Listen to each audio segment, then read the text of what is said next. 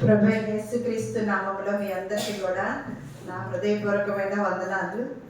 ఈ మొదటి మాసములో మొదటి ఆదివారముగా ఈ నూతన సంవత్సరంలో దేవుడు మనకు అనుగ్రహించిన ఈ యొక్క అవకాశాన్ని బట్టి మనల్ని సజీవులుగా ఉంచిన విధానాన్ని బట్టి ఆయనకే మహిమ, ఘనత, ప్రభావములు, కృతజ్ఞతాస్తుతులు చెల్లించుకుంటున్నాము. ఇప్పుడే మాట్లాడుకున్నట్లుగా మనకి విజయవాడలో బుక్ ఫెస్టివల్ పెడతారు జనవరి 1. అది ప్రతి సంవత్సరం కూడా జరుగుతూ ఉంటుంది, పెడుతూ ఉంటారు. మరి ఏమంటున్నారు అచ్యుతరావు గారు, తను ఏదైనా కొనుక్కుందామని వెళ్తే క్రైస్తవుల యొక్క బుక్ స్టాల్ అంటూ లేదనమాట. పరిస్థితి ఎలా ఉందో చూడండి. నాకు అది రాత్రి చెప్తే బాధేసింది కొంచెం. మరి అన్ని పుస్తకాలకు అన్ని రకాల సంబంధించినవి, అన్ని రకాల గ్రంథాలు ఉన్నాయి. మరి క్రైస్తవులకు సంబంధించిన బుక్ స్టాల్ అంటూ ఒకటి కూడా పెట్టలేదు. మరి ఎందుకు పెట్టలేదో, అవకాశం ఇవ్వలేదో, మరి వీళ్ళే వెళ్ళి పెట్టలేదో అని నాకు అనిపించింది అనమాట. అంటే క్రైస్తవ్యం యొక్క పరిస్థితి ఎలా ఉందో ప్రపంచంలో చూసినట్లయితే నిజం ఎప్పుడు కూడా అండి త్వరగా వెళ్ళిపోదు బయటి ప్రపంచంలోని. మనం ఏమంటాం సామెత, నిజము నిలకడగా తెలుస్తుందని.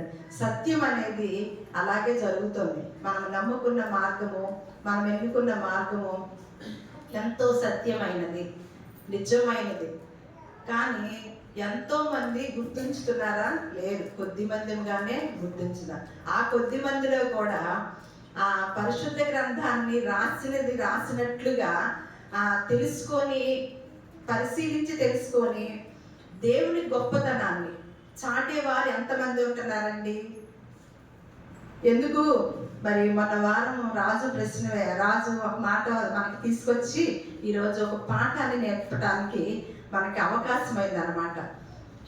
మరి బయట ప్రపంచంలో క్రైస్తవులందరూ కూడా ఏమంటారంటే, భారతదేశానికి ఎవరి ద్వారా సువార్త వచ్చిందండి?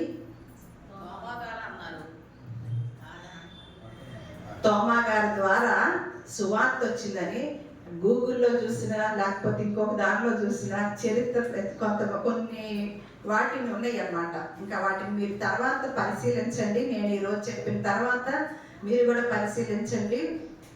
దానిలో అంతా కూడా తోమా ద్వారాను మరి అని క్రైస్తవులు అంటున్నారండి. ఎప్పుడు కూడా మొన్నటి దాకా ఏమన్నా క్రిస్మస్ జరిపించుకుంటూ యేసుక్రీస్తు వారు పుట్టి 2024 సంవత్సరాలు అని బాగా ప్రచారం చేసేసారు. అందుకనే మతోన్మాదులు వాళ్ళకి ఎంత అవకాశం ఇచ్చిన వారం అవుతున్నామని, మీ దేవుడు ఇప్పుడు వచ్చిన దేవుడే కదా, మీరు ఇప్పుడే కదా అని ఎంత అవకాశం ఇచ్చిన వారం అవుతున్నాము అన్నమాట. పరిశుద్ధ గ్రంథములో ఎలా రాసి ఉంచారో వాటిని ధ్యానం చేసి మనం ప్రకటించాలా? లేదు అంబేద్కర్ గారు చెప్పారో, వివేకానందుడు చెప్పాడో, లేకపోతే నెహ్రూ గారు చెప్పారో ఆ మాటలు తీసుకోవాలండి. ఒక గొప్ప దైవజనుడు అంటున్నాడు అనమాట, ఏంటండి నేను ఫైట్ చేస్తున్నాను దేని గురించి? కొంతమంది ఏమన్నా తోమా ద్వారా రాలేదు, సువార్త పరిశుద్ధ గ్రంథంలో ఎప్పుడో రాయించి ఉంది, దాన్ని ధ్యానం చేయాలి అని వివరణ నేను తర్వాత ఇస్తాను అని కొంతమంది అన్నప్పుడు, ఇందులో వాళ్ళే క్రైస్తవులమైన వాళ్ళే ఏం చేస్తున్నారంటే, లేదన్నా లేదు, అదేంటి అలా చెప్తున్నారు, తోమానే వచ్చాడు అని నేను ఎంతగానో ఫైట్ చేస్తున్నాను. ఎవరితో ఫైట్ చేస్తున్నాడంట? ఎవరైతే సత్యాన్ని, నిజాన్ని చెప్పారో వాళ్ళతో ఫైట్ చేస్తున్నారంట. క్రైస్తవులతోనే ఫైటింగ్లు అనమాట. అంటే ఏమని ఫైట్ చేస్తున్నారంటే, తోమా గారే తీసుకొచ్చారు. అలాగే వీళ్ళు ఈ చెప్పేవాళ్ళు వివేకానందుడి కన్నా గొప్పవాళ్ళన్నా, నెహ్రూ గారి కన్నా గొప్పవాళ్ళ, అలాగే అంబేద్కర్ గారి కన్నా గొప్పవాళ్ళ అని ఆయన అంటున్నాడు అనమాట. అంటే వివేకానందుడు, అంబేద్కరు, నెహ్రూ గారు వీళ్ళు చెప్తే మనం వింటామా, లేకపోతే పరిశుద్ధ గ్రంథాన్ని చూస్తామా అండి? నేను ఎప్పుడు నాకు ఇష్టమైన గ్రంథముగా నేను ఎప్పుడైతే నమ్మానో, ఈ నమ్మిన గ్రంథాన్ని ఎంతగానో పరిశీలించి చదవడం నాకు ఇష్టం అనమాట. ఇష్టమైన దాన్ని ధైర్యంగా బోధించాలనే పరిశుద్ధాత్మ ప్రేరేపణతో నాకు ఎప్పుడు కూడా ఎవరు ఏమైనా అనుకోలేండి, ఉన్నది ఉన్నట్టుగా చెప్పాలని ఆశ కలిగిన వారమై ఉండి ఈరోజు క్రీస్తు ప్రార్థనా మందిరం అనే ఈ కుటుంబ సభ్యులకు కూడా ఈ విషయాన్ని తెలియచేయాలని ఆలోచన చేసి మన రాజు అడగటం మంచిదైంది చెప్పటము, అలా మనము నేర్చుకోవాలని ఆలోచన. ఎవరి ద్వారా దేవుని నామాన్ని అవమానపరచబడుతున్నారండి? బయటి వారి ద్వారానా, మన ద్వారానా? ఇప్పటికే ఈ యొక్క పరిశుద్ధ గ్రంథంలో యొక్క జ్ఞానాన్ని చాలా కుదించేశారు, కొన్నిటికి పరిమితం చేశారు. కానీ ఎవరు ఇలాంటి చేసింది? క్రైస్తవులే. దీన్ని గొప్పగా చాటాలని అనుకున్నప్పుడు, గొప్పగా తెలియచేయాలి, దేవుడు అనేవాడు ఇంతలో లేడు, ఇంత చిన్న చిన్న సమస్యల్ని తీర్చే దేవుడు కాదు అని, ఆయన ఆకాశ మహాకాశములు పట్టజాలంత దేవుడు, అలాగే సమీపించడానికి కూడా మనకు అందనంత తేజోమయుడు అయ్యుండి, సర్వ సృష్టికి కర్త అయ్యుండి, ఆది సంపూర్ణుడై ఉండే ఉన్న దేవుణ్ణి మనం ఎంతగా గొప్పగా పరిచయం చేయాలండి? గొప్పగా పరిచయం చేయకపోగా జ్వరాలకి తగ్గటానికి, లేకపోతే సమస్యలు తీరటానికి, పెళ్లిళ్ళు అవ్వటానికి, పిల్లలు పుట్టడానికి సంబంధించిన ప్రార్థనతోనే ఈ జీవితం అంతా సరిపుచ్చుకోవడం వలన మన ధ్యాస కూడా అలాంటి వాటిని వరకే పరిమితం అవ్వటం వలన చాలా విషయాలు మనం తెలుసుకోలేకపోతున్నాము. ఇందులో ఉన్న గొప్పతనాన్ని ఇంకా చాటలేకపోతున్నాం అన్నమాట. అందుకని యేసుక్రీస్తు వారు వచ్చేసరికంట భూలోకంలో విశ్వాసుల్లో ఉన్న విశ్వాసాన్ని నేను అసలు కనుగొంటానా, ఎంతమందికి ఉంటుందో అని ఆయన కూడా డౌట్ ఏనంటండి. అంటే ఈ నమ్మిన లక్షల కోట్ల మంది ఏమయ్యారు? సరి అయిన విధానంలోనూ సరి అయిన మార్గంలో వెళ్ళలేదన్నమాట. అందుకనే చాలా మంది ఏం చేశారు? తోమా గారి ద్వారా తోమా గారు ఎప్పుడు వచ్చి ఉంటాడండి? యేసుక్రీస్తు వారి యొక్క శకం అనేది యేసుక్రీస్తు వారి పుట్టికతో ప్రారంభమైంది కదా. ఆయన పుట్టి 33.5 సంవత్సరాల దాకా బ్రతికి శిలువ మరణం పొందారు. ఆ తర్వాతే కదా శిష్యులుగా వీళ్ళు. తోమా అన్న ఆయన ఎవరు? శిష్యుడేనా? వాళ్ళు ఏమయ్యారు తర్వాత అంటే 33.5 తర్వాత 40, 60 మధ్యలో వీళ్ళు కూడా ఉంటారు కదా. ఒక తోమా గారు కూడా 64 నుంచి మొదటి శతాబ్దంలోనే ఈ ద్వారా సువార్త వచ్చిందని భారతదేశానికి వచ్చిందని తెలియజేస్తున్నారు. అలాగే నెహ్రూ గారు కూడా ఒక మాట రాశారు, ఒక లేఖ రాశారంట.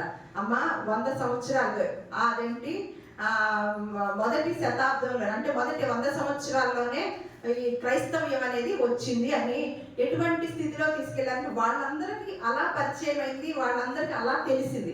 కానీ తెలిసిన మనం ఏం చేస్తున్నామో దానితో ఏకీభవించి మనం సేవించే దేవుడు ఆది సంభూతుడై ఉండగా, ఈ సర్వాన్ని సృష్టించిన దేవుడై ఉండగా 2024 సంవత్సరాల క్రితం వస్తాడంటారా?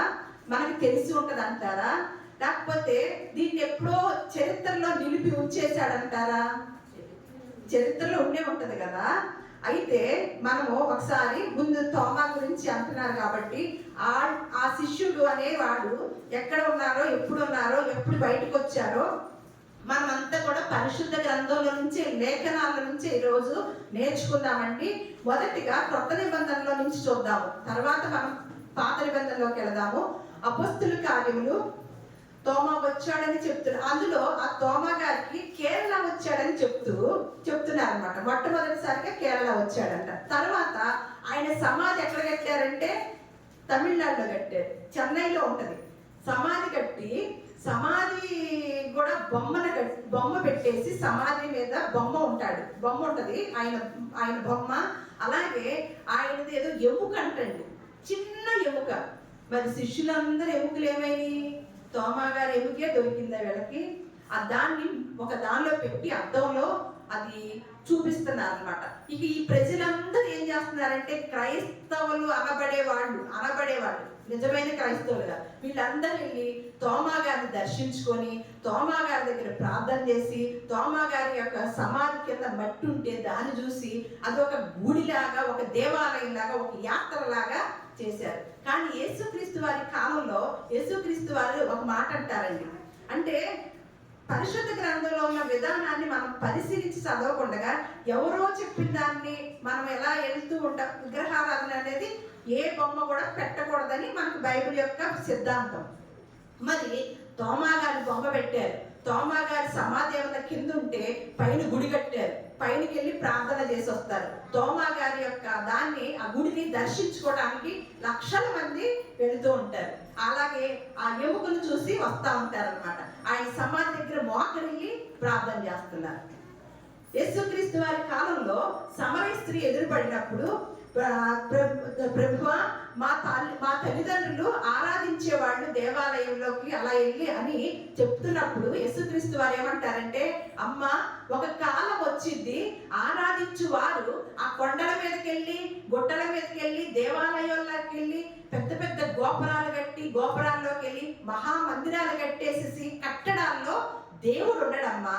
ఆత్మతోను దేవుణ్ణి ఎవరైతే ఆరాధించుతున్నారో వారు ఆత్మతోను సత్యముతోనే ఆరాధించే కాలము వస్తుందమ్మా, వచ్చిందమ్మా అని తెలియజేశారు. మనం ఏం చేస్తున్నాము? ఇజ్రాయెల్ దేశం వెళ్తాం. అక్కడ యేసుక్రీస్తు వారు పుట్టిన పుణ్యభూమి అని అక్కడికి వెళ్ళి దండాలు పెట్టుకొని ప్రార్థన చేసుకొని వస్తారు.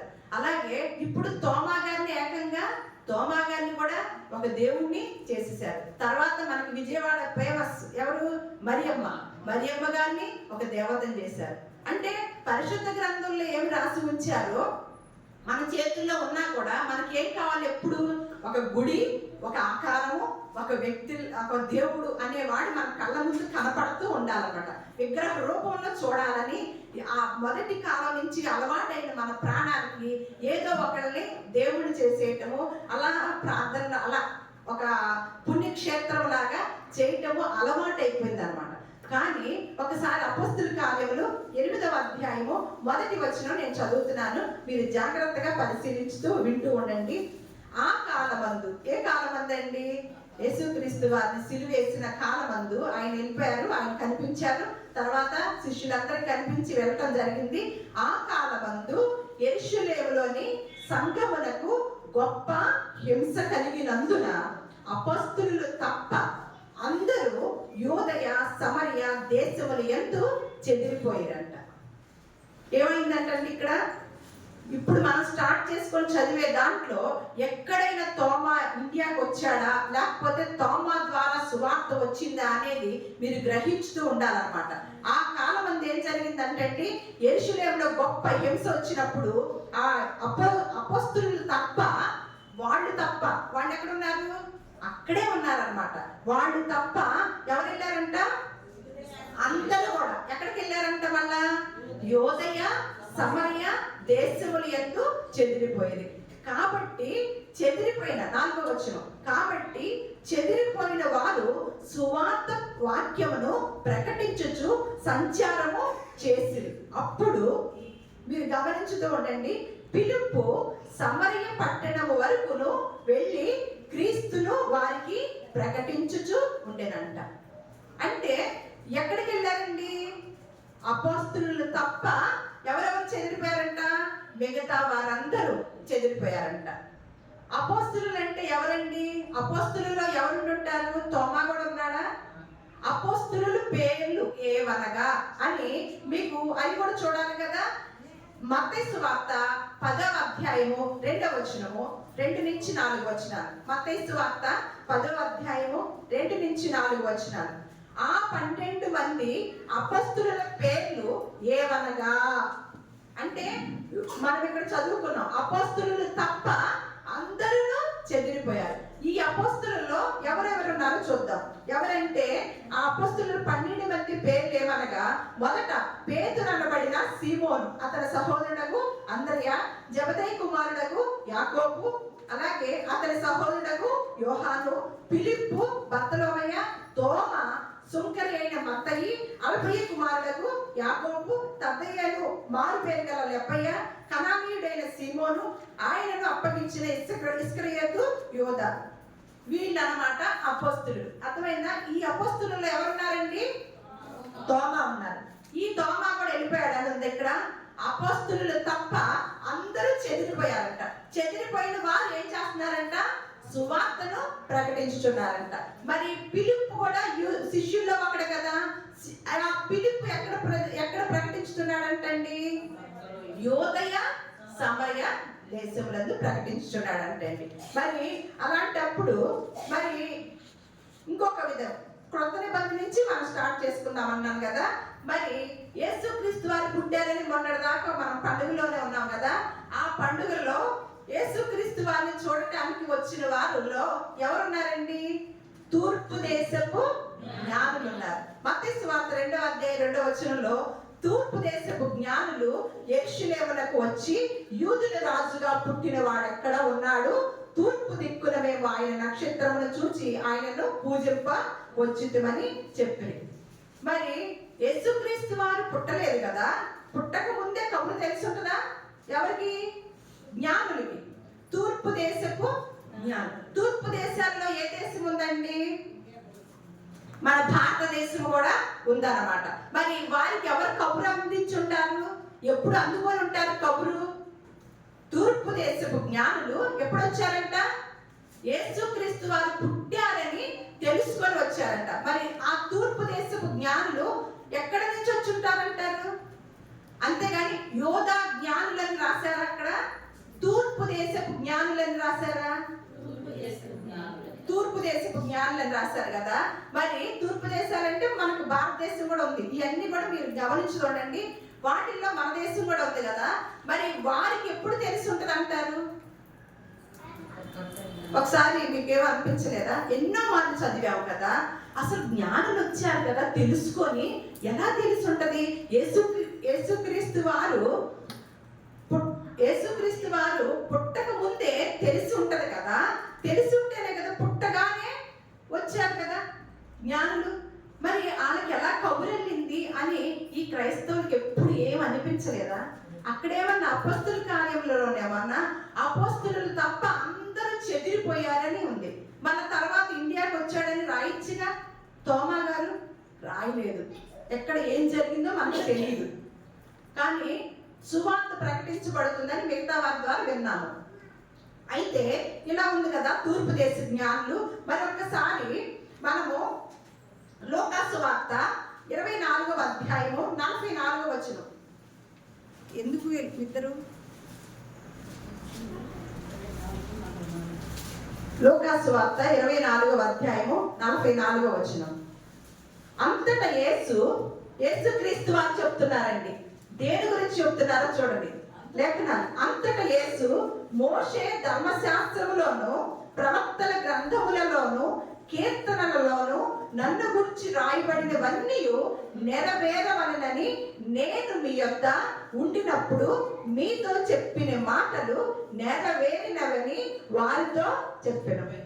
ఎప్పుడెప్పుడు చెప్పిన మాటలు అంటండి? మోషే ధర్మశాస్త్రములోను ప్రవక్తల గ్రంథములలోను కీర్తనలోను ఉండినప్పుడు రాయబడినవన్నీ కూడా నెరవేరవలనని నేను మీ యొద్ద ఉండినప్పుడు మీతో చెప్పిన మాటలు ఏమైంది అంట?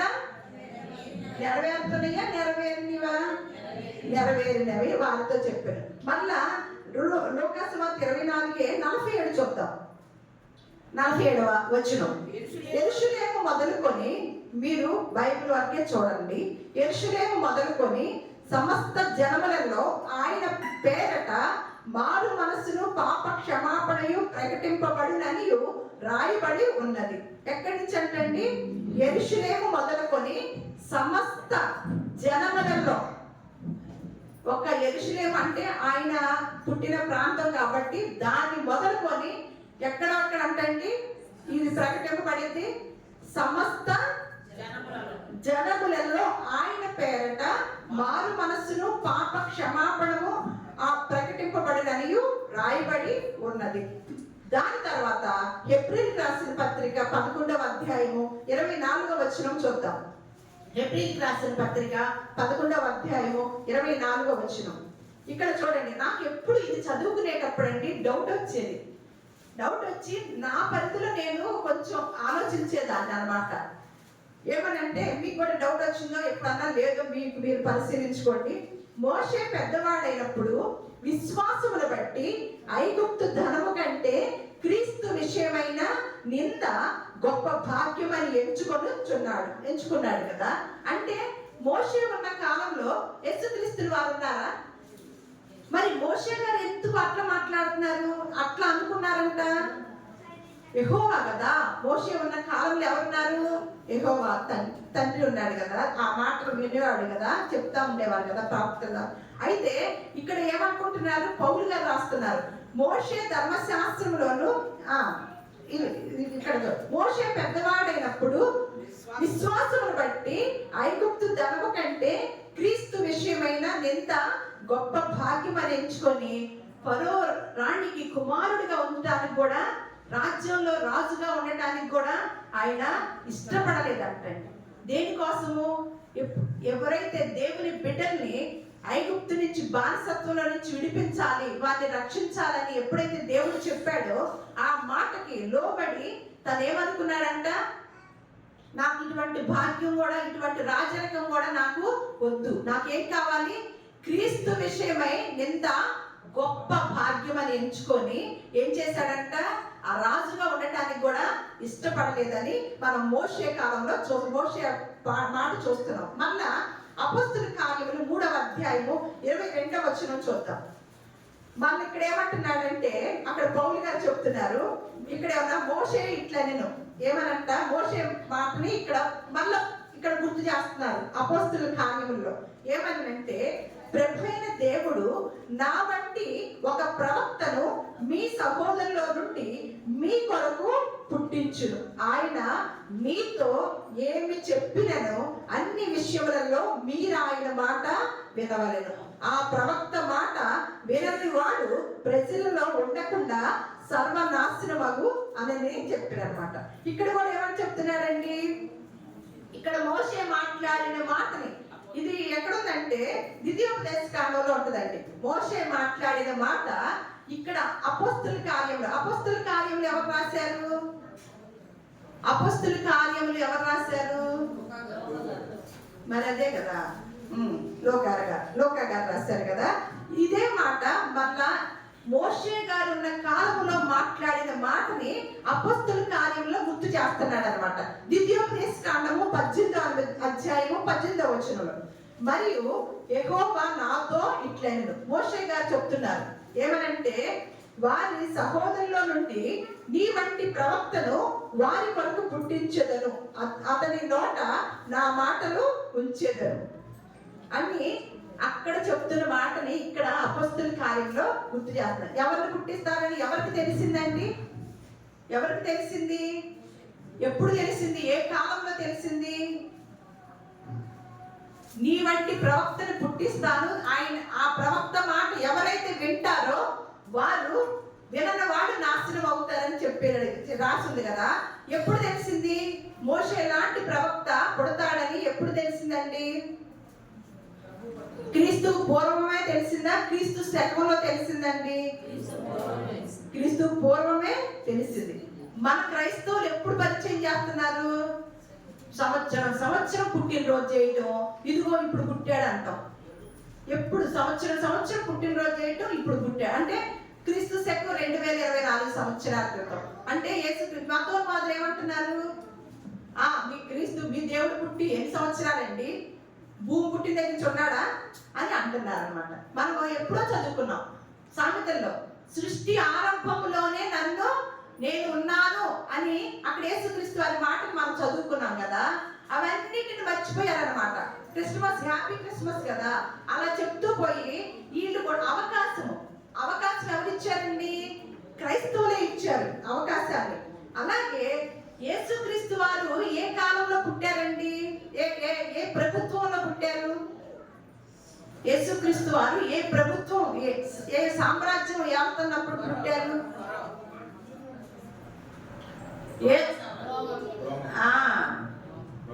రోమా ప్రభుత్వ కాలంలో ఎవరు పుట్టారండి? యేసుక్రీస్తు వారు. ఇప్పుడు మన చరిత్రలోకి వెళ్దాం అనమాట. ఇప్పుడు మన ఆ చరిత్ర కూడా ఎక్కడి నుంచో తేము, ఇక్కడి నుంచే తీసుకొస్తాము. రోమా ప్రభుత్వ కాలంలో యేసుక్రీస్తు వారు పుట్టారు కదా.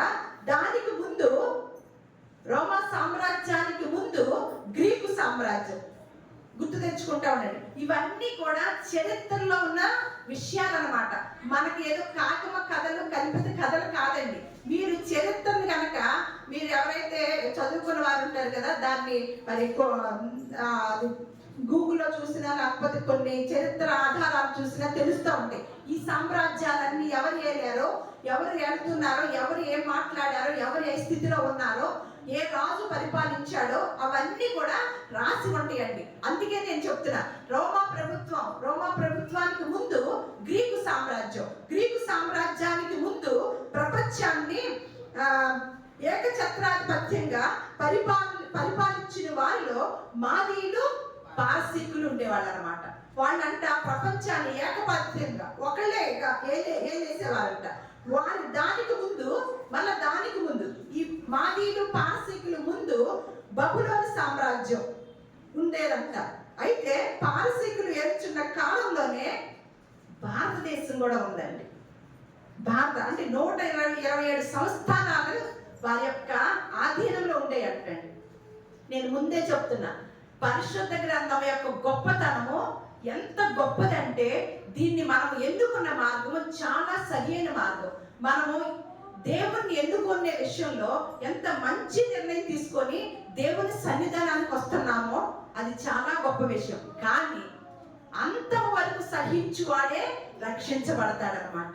దాన్ని కొనసాగించే విషయంలోనూ, అలాగే మన చేతుల్లో ఉన్న పరిశుద్ధ గ్రంథంలో ఉన్న విషయాల్ని, చరిత్రని తెలుసుకునే విషయంలో మనము చాలా వెనకడుగులోనే ఉన్నామన్నమాట. వెనుకబాటులోనే ఉండటం వల్ల ఈ క్రైస్తవులు కూడా ఈ క్రైస్తవ దైవ సేవకులుగా పిలువబడుతున్న వారు కూడా మనకి నేర్పించలేకపోవడం వల్ల చరిత్ర మనం తెలుసుకోలేకపోతున్నాం. ఇప్పుడు నేను చెప్తున్నప్పుడు నాకు కూడా కష్టమైందండి ఇది స్టడీ చేస్తుంటే. చరిత్ర ఎప్పుడు మనకి హిస్టరీ అనేది చాలా కష్టమైన సబ్జెక్ట్ అనమాట. ఈ రాజుల గురించి తెలుసుకుంటే మిగతావన్నీ కూడా అనగనగా ఒక రాజ్యము, అనగనగా ఒక ఇది, అనగనగా ఒక రకము అని తెలుసుకుంటూ ఉంటాం. అవన్నీ కూడా సందర్భాలు బట్టి అవి ఒక్కొక్క ప్రాంతంలో, ఒక్కొక్క రాజ్యంలో లేవు. మనం ఆరాధించి ఇదివరకు తెలుసుకున్న దేవతలు వేరే వేరే ప్రాంతాల్లో ఉండరు. కానీ మనం సేవించే దేవుడు ఇంత గొప్ప దేవుడు ఎందుకని చెప్పుకుంటున్నామంటే ప్రపంచానికి దేవుడు అనమాట. అంటే లోకాన్నే కలగజేసిన దేవుణ్ణి మనం అనుసరిస్తున్నాం కాబట్టి లోకంలో ఏ మూల కూడా వదలని దేవుడు అనమాట. లోకంలో ఉన్న వాటిని ఏ మూల కూడా వదలని దేవుడు అంతా కూడా. అందుకని ఆసియా ఖండంలో ఈ యొక్క ఆయన పుట్టిన ఆ ఊరు, ఆ గ్రామం ఉందన్నమాట. అది అందరికి కూడా అందుబాటులో, ప్రపంచానికి నడిపొడ్డులో ఉన్న ఆ ఖండంలో పుట్టడం వలన అందరికి కూడా అందుబాటులో ఉన్న వారు ఎవరైనా దేవుడు అనబడే వాడు ఉన్నాడంటే ప్రభువైన యేసుక్రీస్తు వారు. ఈ యొక్క పాలనలో మరి ఎక్కడ మరి భారతదేశం ఉందో చూద్దాం. ఎస్తేరు గ్రంథము, ఆ ఎజ్రా గ్రంథం ఇంటి ముందు ఎజ్రా గ్రంథము 4వ అధ్యాయము 5వ వచనం. ఎవరు పరిపాలించే ఉన్నారంట? మనం ఒక్కొక్కరిని పరిపాలించే వాళ్ళని తెలుసుకున్నాము. పారసీక దేశపు రాజైన కోరెషు యొక్క దినములన్నిటిలోనూ పారసీక దేశపు రాజైన దర్యావేషు యొక్క పరిపాలన కాలము వరకు, అంటే పారసీక దేశపు రాజైన కోరెషు అనేది కోరెషు, దర్యావేషు ఇవన్నీ కూడా హిస్టరీలో ఉన్నాయి అన్నమాట. మీరు ఎక్కడైతే మరి గూగుల్లో కొడతారో ఎక్కడ కొడతారో తెలుసుకొని చూడండి. నేను మాట్లాడే ప్రతి మాట కూడా చరిత్రలో నిలచిపోయిన సంఘటనలే, నేను ఆ రాజుల్నే మీకు జ్ఞాపకం చేస్తున్నాను. అయితే మళ్ళా 4వ అధ్యాయం 6వ వచనంలో, మరియు అహష్వేరోషు ఏలన ఆరంభించినప్పుడు అని మన తర్వాత ఎవరంట? కోరెషు దగ్గర నుంచి దర్యావేషు తర్వాత ఎవరంట అండి? అహష్వేరోషు ఏలన ఆరంభించినప్పుడు జరుగుతున్న సంగతిని మనం చూస్తాం అన్నమాట. ఎస్తేరు గ్రంథము 1వ అధ్యాయము 1వ వచనం.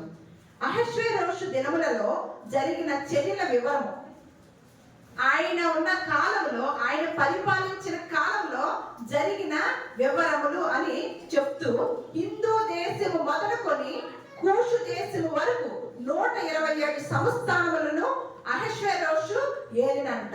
అంటే ఆఫ్రికా నుండి ఇథియోపియా, అంటే మన కింద ఇథియోపియా అని ఉంటుంది అన్నమాట, అక్కడ వరకు కూడా, అంటే అక్కడ వరకు కూడా ఏంటంట, ఎవరు ఏలారంట? అహష్వేరోషు ఏలినట్లుగా ఇక్కడ ఏమనుంది? భారతదేశం నుంచి కూడా ఇథియోపియా వరకు కూడా ఎవరు ఏలారు అప్పట్లో? అహష్వేరోషు. హిందూ దేశం అని ఎక్కడ వచ్చిందండి? ముందుగా ఏ గ్రంథంలో చదివామండి? ఈ గ్రంథంలోనే చదివాం. ఇక్కడ హిందూ దేశం మొదలుకొని ఏం రాసింది?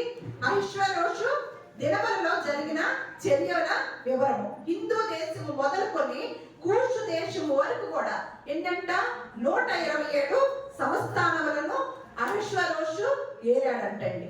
తర్వాత యెషయా గ్రంథము 45వ అధ్యాయము 13వ వచనం ఏం చేశాడంటే, ఈ కోరేషుని దేవుడికి ఇష్టమైన బిడ్డగా అనిపించిందంట. అందుకని మీరు హిస్టరీలోకి వెళ్ళండి, కోరేష్ ద గ్రేట్ అని చెప్తారనమాట. అంటే ఎందుకు గ్రేట్ అయ్యాడో ఇక్కడ చూద్దాం. కోరేష్ ద గ్రేట్ అని తెలియచేస్తారు. మీకు హిస్టరీలోకి వెళ్తే ఆ మాట ఉంటుంది. ఆ రాజు పేరు పక్కన ది గ్రేట్ అని రాసి ఉంటుంది. ఎందుకు గ్రేట్ అయ్యాడో ఇక్కడ నీతిని బట్టి కోరేషును రేపితిని, అతని మార్గములన్నీ సరళం చేసేదను, అతడు నా పట్టణమును కట్టించును. ఏమవుతుందంట? నీతిని బట్టి ఏం చేశాడంట? దేవుడు కోరేషును రేపాడంట. అతడేనంట ఏం చేస్తాడు? అతని మార్గములన్నీ సరళం చేసేదను, అతడు నా పట్టణమును కట్టించును. కోరేష్కి ఎవరి వలన అధికారం వచ్చిందండి? అధికారం రావాలంటే ఎవరి ద్వారా వస్తుందండి? దేవుని దయ వలన వచ్చిందనమాట. అందుకనే అతని నీతిని బట్టి అతన్ని అంట ఏం చేశాడంట? దేవుడు రేపాడంట. అతడు ఏం చేస్తాడంట? అతని మార్గములన్నీ కూడా సరళం చేస్తాడంట. దేవుడు ప్రేమించిన వాడికైనా ఇలాంటివన్నీ చేసేది.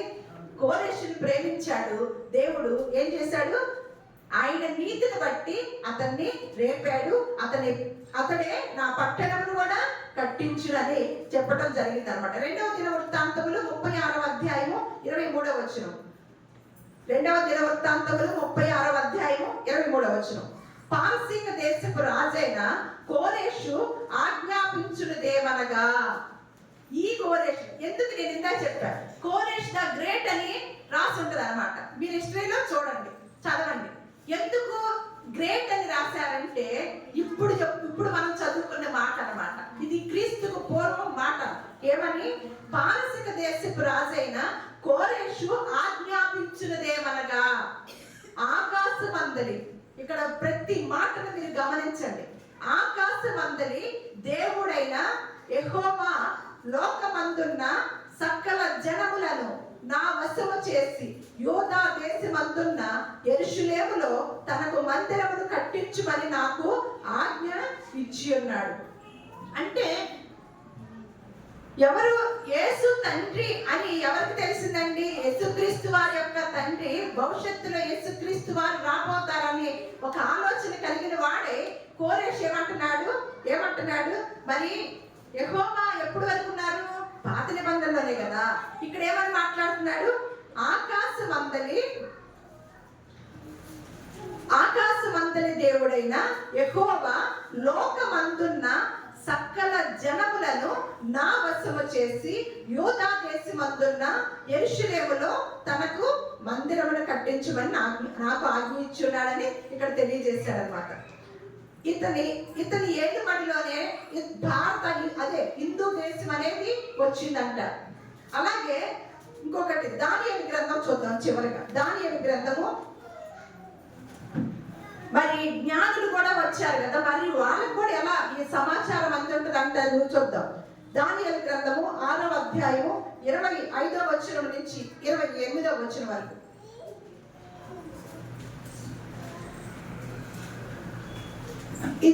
ఇతను ఏంటంటే కోరేషు కుమార్తెను వివాహం చేసుకున్నవాడు దర్యావేషు. ఈ కోరేష్ ద గ్రేట్ అని మనం చెప్పుకున్నాం. ఎందుకు?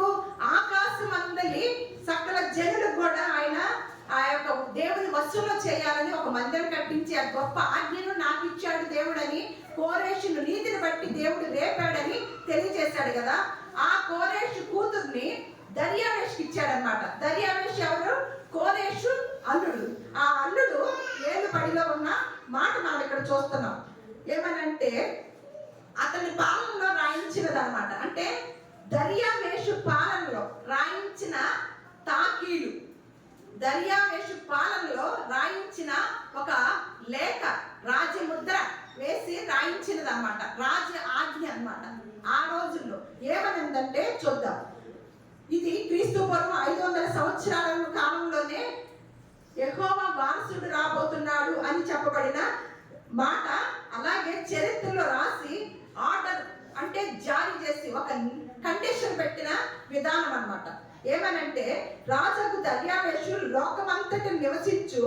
ఏమని చెప్తున్నాడంటే, అప్పుడు రాజుకు దర్యావేషు లోకమంతట నివసించు సకల జనులకును రాష్ట్రములకును ఆయా భాషలు మాట్లాడు వారికి ఇలాగు రాయించెను. ఏమని? ఎవరెవరికంటండి? లోకమంతటిని నివసించు సకల జనులకును రాష్ట్రములకును ఆయా భాషలు మాట్లాడు వారికి ఇలాగూ రాయించును. ఏమని రాయిస్తున్నాడో చూడండి. మీకు క్షేమాభివృద్ధి కలుగును గాక అని చెప్తూ, నా సముఖమున నియమించినదేమనగా, నా రాజ్యములోని సకల ప్రభుత్వముల యందుండు నివాసులు దానియేలు యొక్క దేవునికి భయపడచ్చు ఆయన సముఖమున వణుకుచుండవలెను. ఆయనే జీవము గల దేవుడు, ఆయనే యుగ యుగములు ఉండువాడు. ఆయన రాజ్యము నాశనము కానేరదు, ఆయన ఆధిపత్యము తుదముట్టకు ఉండును.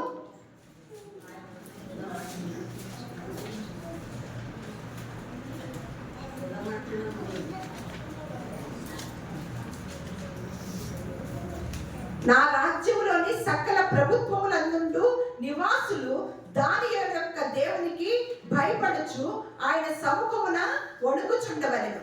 ఆయనే జీవము గల దేవుడు, ఆయనే యుగ యుగములు ఉండువాడు. ఆయన రాజ్యము నాశనము కానేరదు, ఆయన ఆధిపత్యము తుదముట్టున కుండును.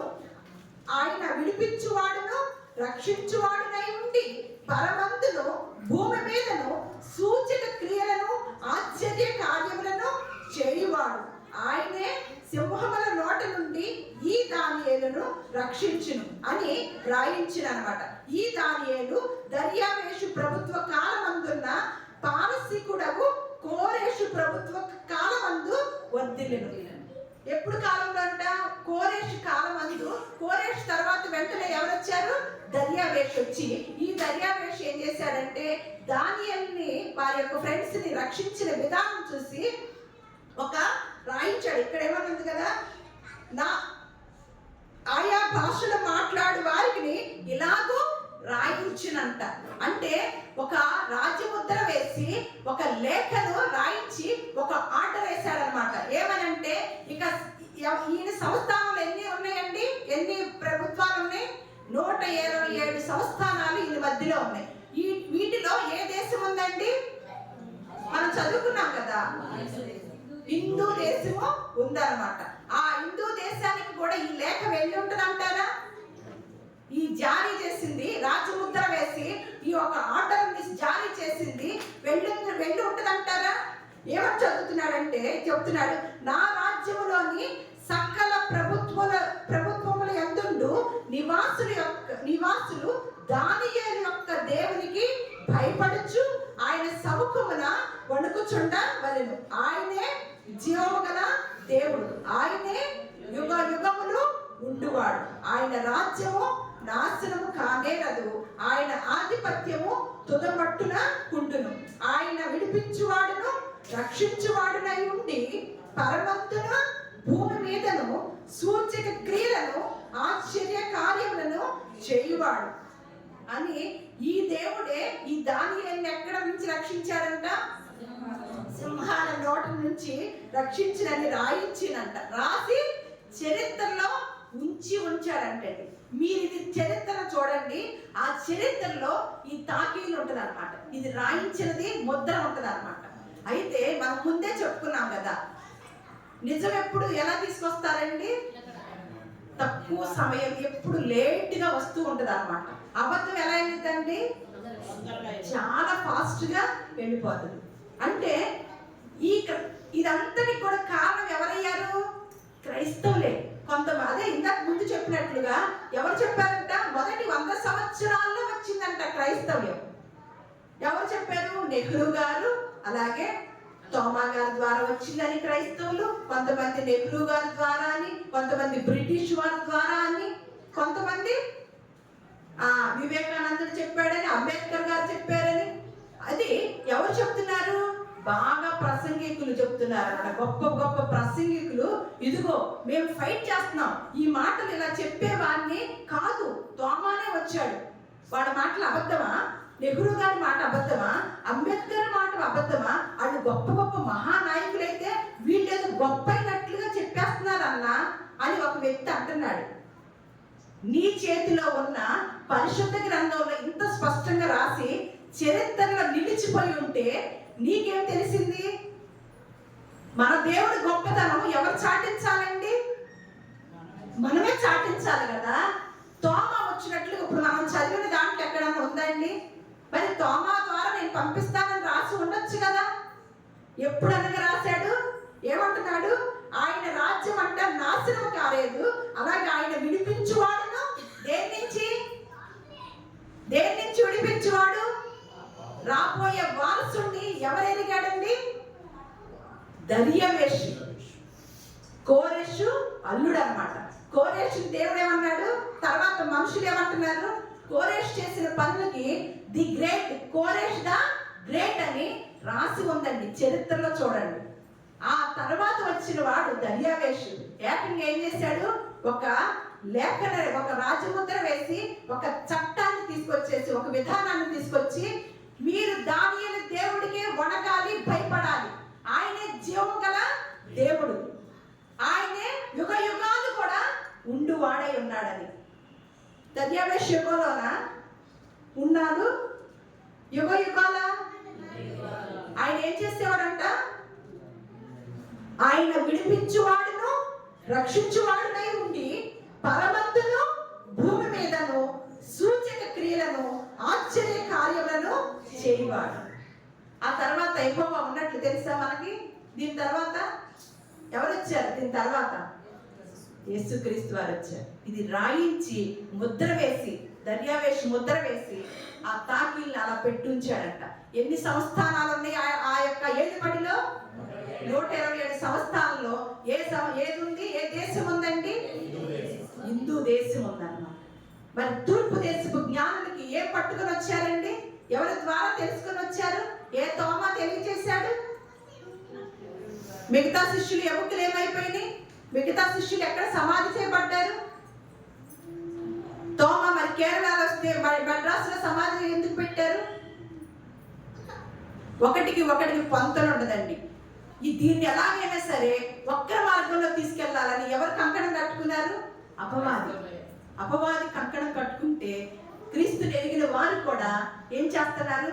మన దేవుడు చరిత్రనే రాసిన దేవుడు, చరిత్రలు కాదు, సృష్టి కార్యక్రమంలోనే ఉన్న దేవుడు, సృష్టిని ఆరంభించిన దేవుడు, సృష్టి ఆరంభంలో ఉన్నవాడు, సృష్టినే సృష్టించిన దేవుడు మధ్యలో వస్తాడండి అని వీళ్ళకైనా ఉండాలా? పోటీలు అంట. ఏమి రాసించాడు దర్యావేషు? చరిత్రలో నిలిచిపోయింది, చరిత్రలో నిలిచిపోయి రాసి ఉంచాడు.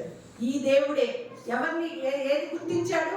ఈ తండ్రిలో నుంచి యేసుక్రీస్తు వారు రాబోతున్నాడు, ఆయనే రక్షించువాడును, వారి పాపముల నుంచి విడిపించువాడును, ఆయన ప్రభుత్వము, ఆయన రాజ్యము యుగ యుగములు కూడా నిలిచి ఉండదు. మోషేకి ఎక్కడ తెలిసిందండి? వాళ్ళ దృష్టి అంతా దేవుని మీదను, దేవుడు ఏర్పాటు చేసిన నిత్య రాజ్యం మీద ఉండబట్టి ఆయన వాళ్ళకి జరగబోయేయి, రాబోయే దినాల్లో మా దేవుడు ఎవరిని పంపిస్తాడో, ఎవరి ద్వారా ఎవరిని రక్షించుతా, అందరిని ఎలా రక్షించుతాడో అని గుర్తెరిగే గొప్ప జ్ఞానాన్ని ఎవరికి ఇస్తారండి? మనలాంటోడుగా వాళ్ళు దృష్టి అంతా, వాళ్ళ యొక్క మనస్సు, వాళ్ళ యొక్క ఆలోచనలన్నీ ఏటి మీద ఉన్నాయి? మన క్రొత్త నిబంధన ఎబ్రిల్కి రాసిన పత్రికలో చదువుకుంటాం. వాళ్ళ యొక్క ఆలోచనలు, వాళ్ళు ఎక్కడ వైపు చూస్తున్నారంటే, ఎటువైపు చూస్తున్నారంట? ఆ నిత్య రాజ్యం వైపు. మనం ఈ లోకంలో ఉండగా యాత్రికులము, పరదేశములై ఉన్నామని ఆ యోగపోయే రాజ్యం కొరకు, ఆ యొక్క రాజ్యం కొరకు చూశారు కాబట్టి వారికి తెలిసింది. అందుకనే రాజుగా ఉండటానికి కూడా ఇష్టపడకుండా క్రీస్తు విషయమైన నింద గొప్ప భాగ్యం. మోషే ఎక్కడండి? యేసుక్రీస్తు వారు ఎక్కడండి? దర్యావేషు ఎక్కడండి? యేసుక్రీస్తు వారు ఎక్కడండి? ఒక ముద్ర, రాజముద్ర వేసి ప్రకటన చేశాడు, ఆర్డర్ వేశాడు. దానియేలు దేవుడే దేవుడు. ఇక మనం ఎవరిని సేవించాలి? దానియేలు దేవుణ్ణి. ఆయన రాజ్యము, ఆయన ప్రభుత్వం యుగ యుగములు కూడా నిలిచిపోయి ఉంటది అని చరిత్రలో పెట్టి ఉంచితే చాలా మంది దానిని మతోన్మాదులు పక్కన పెడుతూ ఉంటే, క్రైస్తవులు ఇంకా పక్కన పెట్టి ఆయన నామాన్ని అవమానపరుస్తూ తక్కువగా చేసి చూపిస్తూ ఉన్నారు. దాన్ని బట్టి బాధ, కోపం వస్తుంది అన్నమాట. మనకు తెలిసిన పరిధిలో, నేను పెద్ద చదువుకోలేదు, లేకపోతే కొన్ని విషయాలు మీకు ఇక్కడ చూపించేదాన్ని. చరిత్ర చదువుతుంటేనండి, చరిత్ర చూస్తుంటే ఎంత ఆశ్చర్యం వేస్తుందో. ఈ దేవుణ్ణి దొరికాడు చాలు, మనకి ఈ జీవితానికి చాలు. ఇంత గొప్ప దేవుడా, మనం ఈ లోకంలో అజాగ్రత్తగా కనుక, అశ్రద్ధగా కనుక జీవిస్తే బాబోయ్ ఎక్కడికి వెళ్తామో అనే భయంతోనూ వణుకుతోనూ ఆయన్ని సేవిస్తూ ఉంటామని మన శుక్రవారం అదే మాట్లాడుకున్నాం. దేవుని గురించి కనుక సంపూర్ణంగా మనం తెలుసుకోగలిగితే ఒక్క క్షణం కూడా ఆయన సన్నిధిని వదిలిపెట్టి ఉండలేమండి. ఆయన గురించి సంపూర్ణంగా తెలుసుకున్న వ్యక్తులు కనుక ఉంటే ఒక్క క్షణం కూడా ఆయన్ని సన్నిధిని వదిలిపెట్టి ఉండలేమండి. మనం సేవించే దేవుడు 2024 సంవత్సరాల క్రితం రాలేదండి. యుగ యుగములు కూడా, సృష్టి ఆరంభంలో ఉన్న దేవుడు యుగ యుగాలు కూడా ఆయన ఏలే దేవుడై ఉన్నాడు అనమాట. జీవము కలిగిన దేవుడు, సర్వ సృష్టికర్తను మనము సేవిస్తున్నాం. అటువంటి గొప్ప భాగ్యాన్ని బట్టి మనము దేవుణ్ణి మరింతగా కృతజ్ఞతాస్తుతులు చెల్లించుకుంటూ, ఆయనకి మరింత కృతజ్ఞతా భావం కలిగి ఆయన ఏ పని చెప్పాడో ఆ పనిని చేస్తూ ఆయన ఇచ్చే ఆశీర్వాదాలని మన కుటుంబం అంతా కూడా పొందుకుని గాక. దేవుడు మిమ్మల్ని అందరినీ కూడా దీవించును గాక.